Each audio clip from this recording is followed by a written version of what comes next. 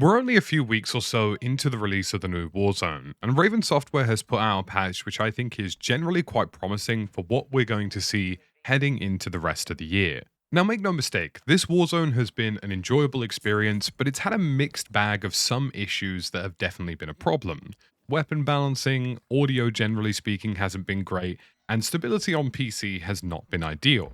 But I'd like to flash you back to 12 months ago when we had the Fennec and the RPK destroying people in 0.00001 milliseconds, and the fact that we had no communication from Infinity Ward, who was subsequently in control of Warzone, and no real indication that they wanted to amend or change anything.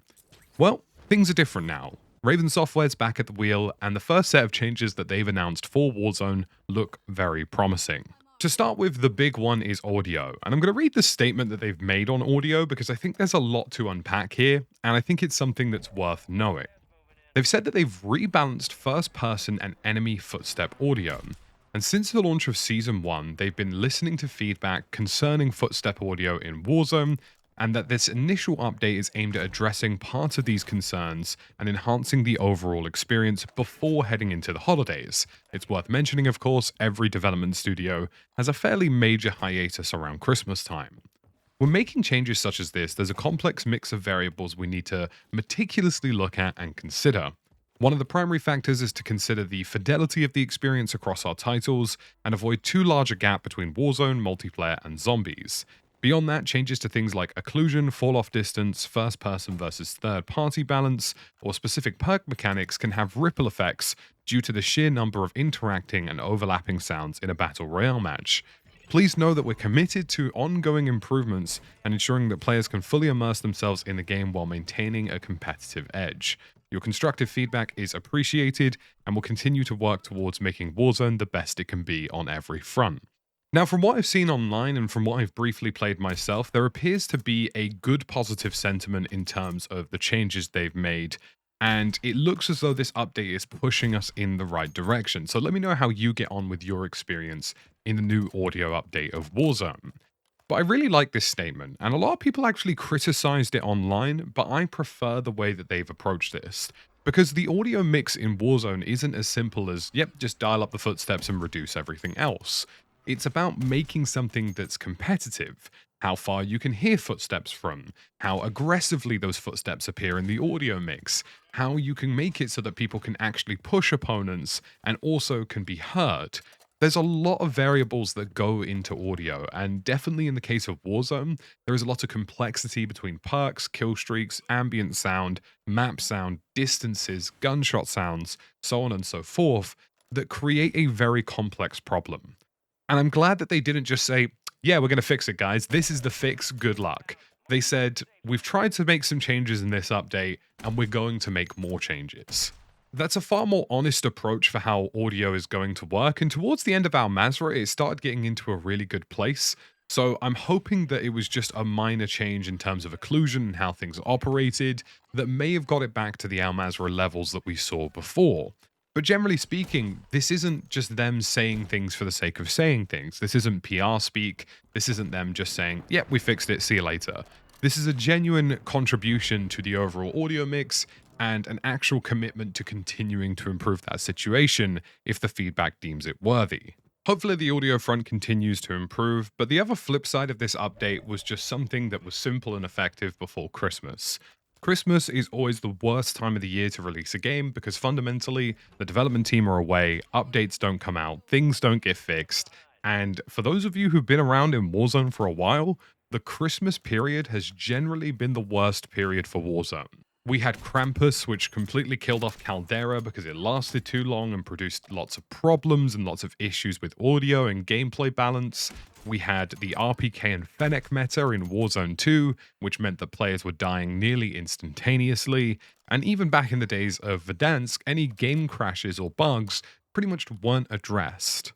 So seeing a quick turnaround on an audio patch and also an update to weapon balance this early on is incredibly promising for the overall longevity and health of Warzone.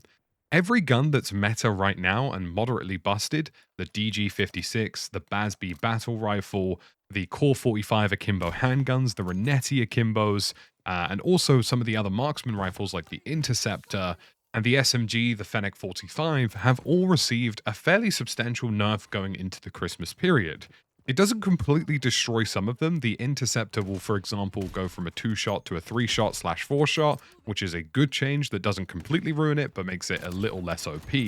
And other guns like the BASB and DG58 have ultimately just had their TTK extended to make the game more bearable and more responsive. It's worth contextualizing in terms of weapon balance that the developers have specifically said that they want more types of weapons to be generally more useful, and that includes DMRs. So they didn't completely destroy the Interceptor, but you should no longer get instantly 2-shot by one of them, which should at least give a bit more breathing room.